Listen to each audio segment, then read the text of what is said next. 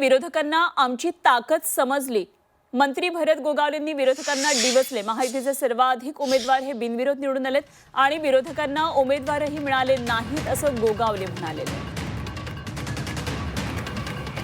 एवढ्या मोठ्या संख्येने बिनविरोध होणारा आणि हे दोनच पक्षाचे जास्त बिनविरोध झालेले आहेत। Bharatiya Janata party 1 number, 2 number Shiv Sena, मला वाटतं 3 नंबर एनसीपी असेल।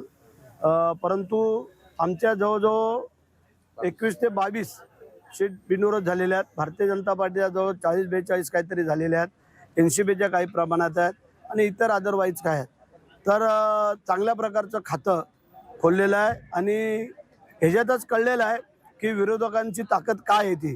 कारण विरोधकांना उमेदवार जर मिळू शकत नाहीत आणि ते जर बिनविरोध सीट जर आमच्या येऊ शकतात, त्याच्यापेक्षा दुर्दैवी विरोधकांचं काय असू शकतं।